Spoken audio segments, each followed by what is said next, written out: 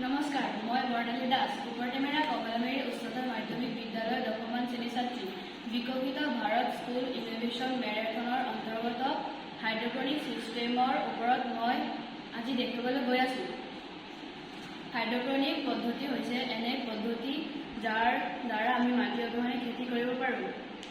ইয়াৰ বহুতো পদ্ধতি আছে। ইয়াৰ ভিতৰত আমি জৈৱিক পদ্ধতি অৱলম্বন কৰিছোঁ।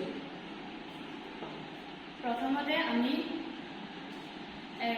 প্লাষ্টিকৰ ছিদ্ৰ থকা পাত্ৰত নাৰিকলৰ বাকলিৰ গুড়ি, তাৰপিছত জৈৱিক সাৰ আৰু কাঠৰ গুড়ি মিহলাই ইয়াৰ ওপৰত তিয়হৰ বীজ সিঁচি দিছিলোঁ।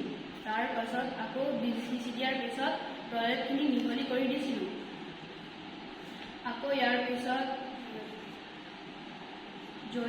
জৈৱিক মৌলসমূহ ইয়াৰ তলত এখন পাত্ৰৰ সংস্পৰ্শ থাকিবলৈ দিয়া হৈছে।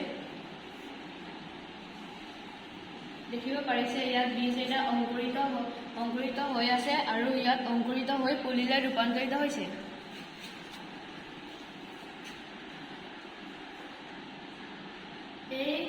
ইয়াৰ পুলিৰ বীজ পুলিকেইটা আমি প্ৰত্যেক দিনা পানী দিব লাগিব আৰু ইয়াৰ জৈৱিক মৌলৰ পানীকেইটা আমি এসপ্তাহৰ পিছত সলাই থাকিব লাগিব। এনেকৈ আমি হাইড্ৰপনিক পদ্ধতি ব্যৱহাৰ কৰি আমি ঘৰতে খেতি কৰিব পাৰোঁ আৰু ইয়াৰ কোনো খেতি কৰিবৰ কাৰণে বতৰৰ প্ৰয়োজন নহয় আৰু ইয়াৰ দ্বাৰা আমি বহুতো ব্যৱসায় কৰিব পাৰোঁ।